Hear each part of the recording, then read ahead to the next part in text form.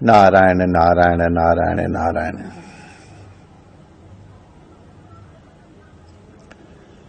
इन शारदीय नवरात्र को बोधनाख्य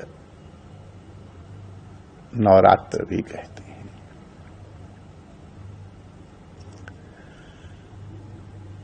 नवरात्र की साधना 9 दिन तक करनी चाहिए। यदि इसमें तिथि का क्षय या वृद्धि हो उसका अंतर नहीं पड़ता है। नव भी रात्र भी संपद्यते यह स नवरात्र।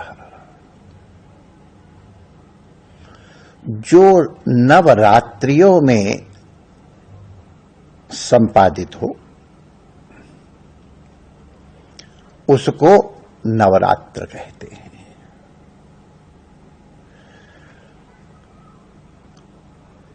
एक और व्याख्या देते हैं, नवशक्ति समायुक्ताम। ये 9 शक्तियों से समायुक्त है। नवरात्रम तदुच्यते। 9 की संख्या बहुत है, रामनवमी है इत्यादि सब।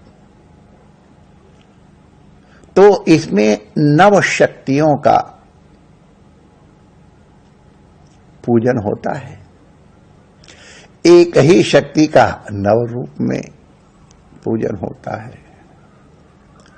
प्रथमम शैलपुत्री च, द्वितीयम ब्रह्मचारिणी, तृतीयम चंद्रघंटेति, कूष्मांडेति चतुर्थकम, पंचमम स्कंदमाता च, षष्ठम कात्यायनीति च,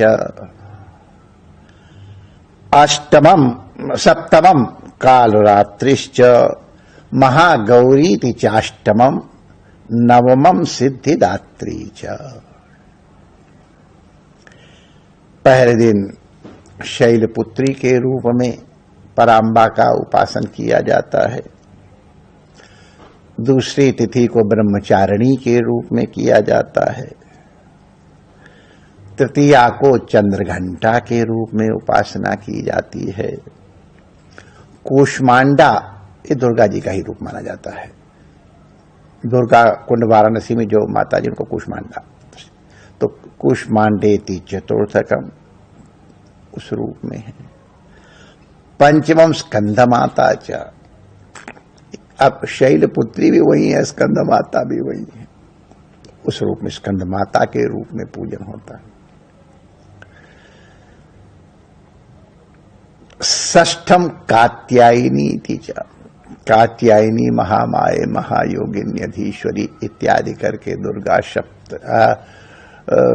श्रीमद् भागवत में जिनका गोपी जनों ने पूजन किया था श्री कृष्ण की प्राप्ति के लिए, तो वो कात्यायनी देवी महामाये है। ये तो षष्ठम कात्यायनी च, सप्तमम कालरात्रि थी।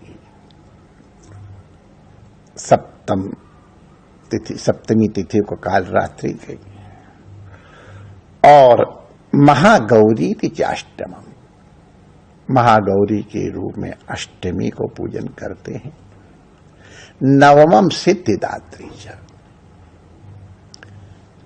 नवमी को सिद्धिदात्री के रूप में पराम्बा भगवती की उपासना की जाती है।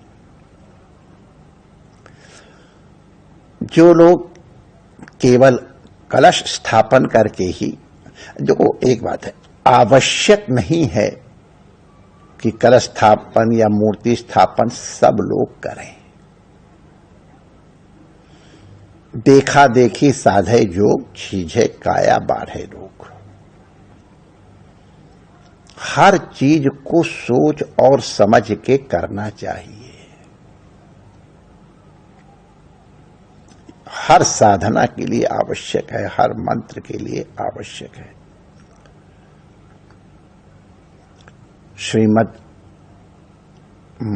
महाभारत के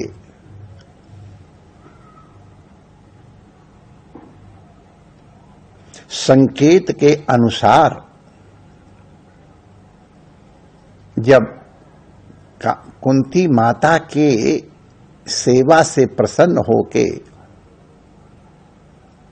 दुर्वासा ऋषि जी ने उन्हें जो मंत्र विशेष दिया था,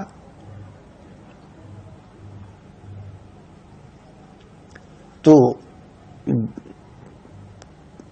जब इस तरह की परिस्थिति आई थी तो वहां एक चीज बड़ी स्पष्ट देखने को आई कि केवल मंत्र जप करने वाले का ही प्रत्यवाय नहीं है, जिसने मंत्र दिया है उसके ऊपर भी प्रत्यवाय आता है। अयोग्य को क्यों मंत्र प्रदान किया गया, क्यों संप्रदान किया गया? पुराणों में आया है। अपने पूज्य मनुपीठाधीश्वर महाराज ने संकेत किया था कि पत्नी के प्रत्यवाय पति के ऊपर आते हैं,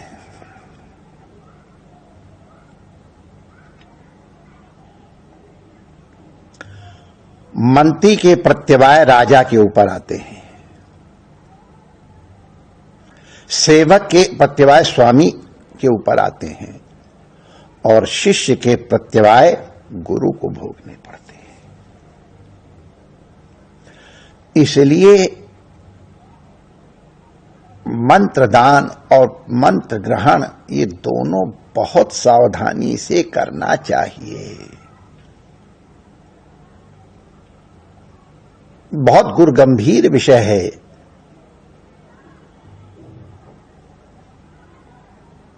तो हमने निवेदन कर रहे थे कि ये पाठ इत्यादि करने के लिए आवश्यक नहीं है कि कलश स्थापन सब लोग करें ही। बिना कलश स्थापन के भी हो सकता है।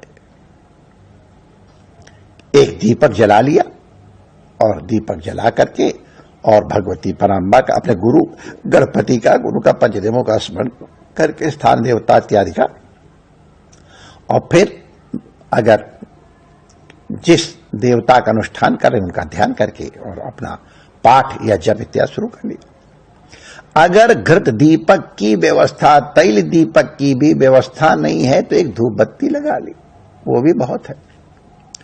और कभी कभी वो भी न हो तो सूर्य नारायण की ओर ऐसे करके ध्यान कर लिया तो सर्वतीर्थ में और सर्वदेव में है।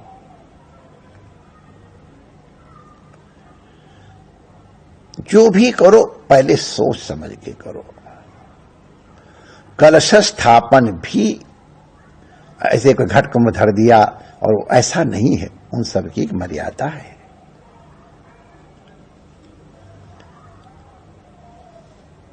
जहां केवल 9 दिन तक केवल घट स्थापन ही होना है तो वहां तो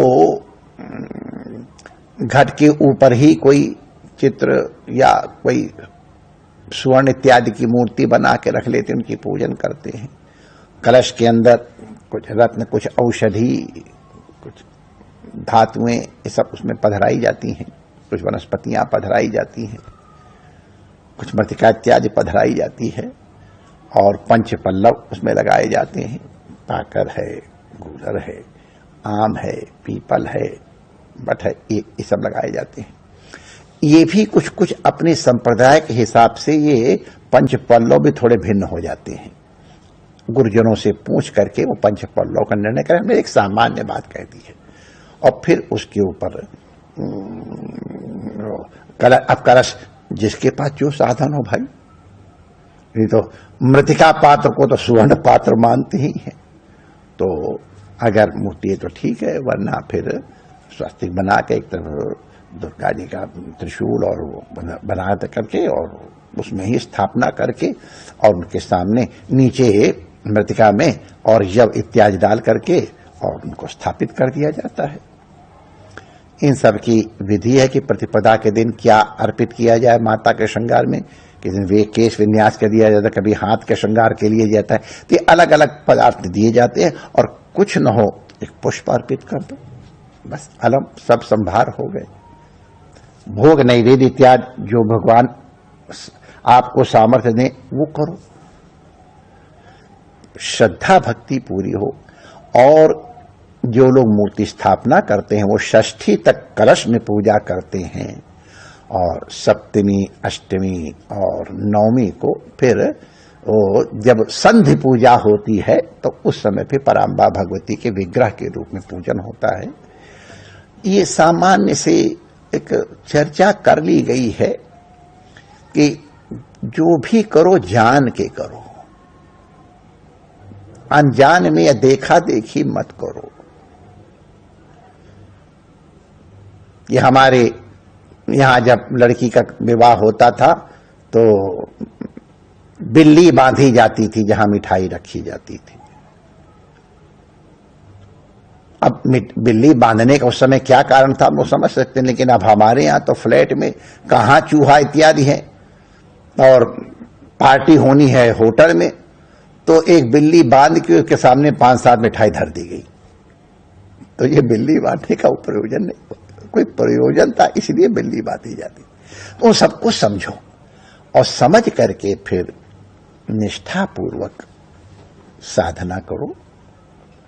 देवी भागवत का पाठ होता है, कथा होती है नवरात्रों में, दुर्गा सप्तशती का जैसे हमने बताया, गोपाल शास्त्र राम का है, रामचरितमानस का है, रामायण का है, कुछ नहीं हो तो अपना दुर्गा चालीसा है, कुछ भी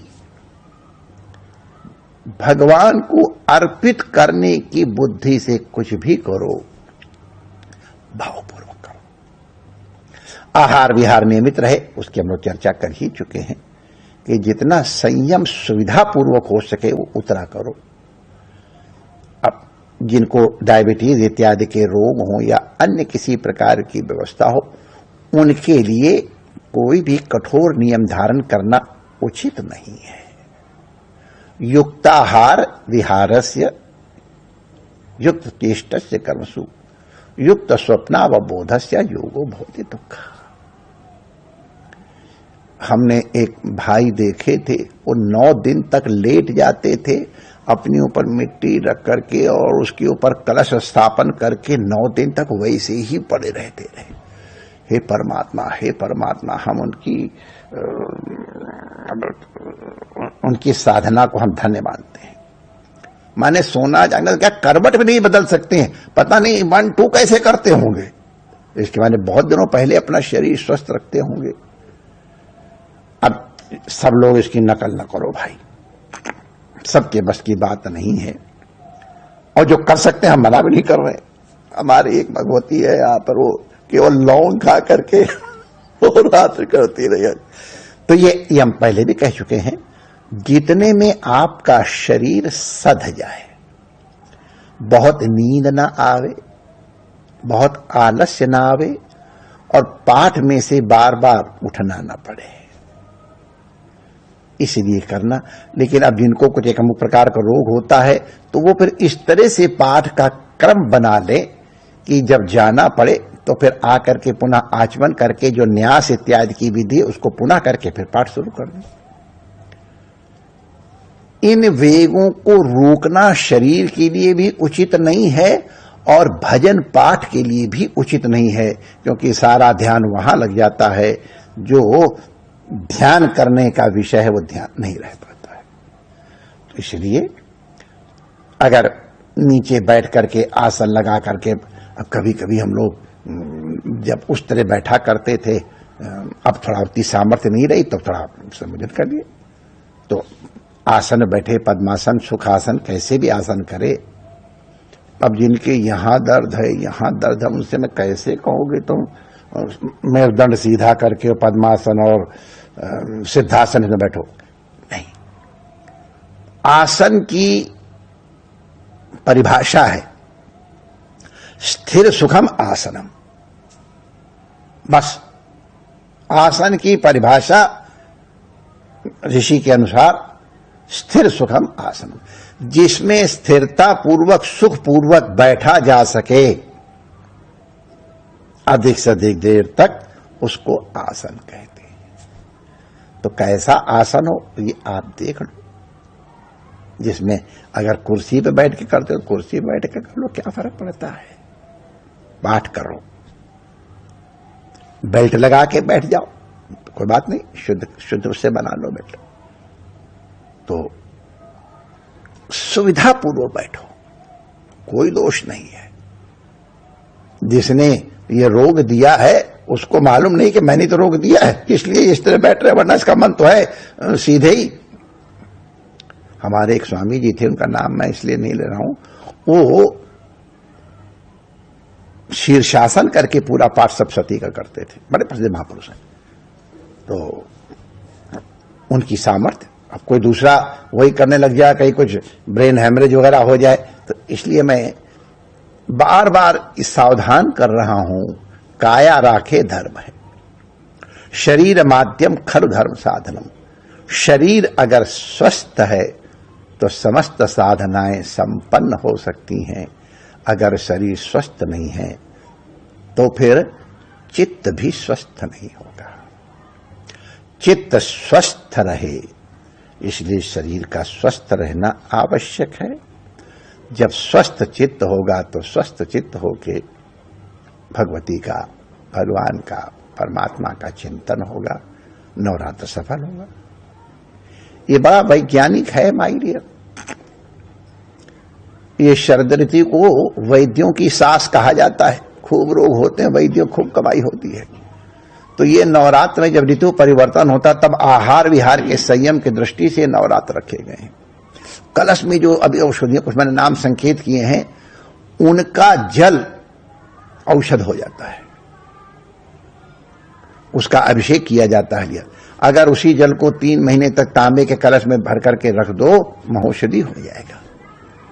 लेकिन पुनः ये वही लोग करें जिनको इन्फेक्शन की भावना न हो, जिनको न हो उनको कृपा करके न करें दो। लेकिन जिनको तो भावे ही विद्यते देवा, भाव पुरुष को जो करेंगे उनका कल्याण होगा। मैं किसी को आदेश नहीं दे रहा हूं कि तुम ऐसा करके करना, ऐसा किया जाता है, मैं केवल सूचना दे रहा हूं। हमारा तो केवल आग्रह है कि जितना अधिक समय बिना लौकिक और वैदिक मर्यादाओं का उल्लंघन किए हुए साधना में दे सकते हो, उतना ही तुम्हारा कल्याण होगा। जय श्री कृष्ण।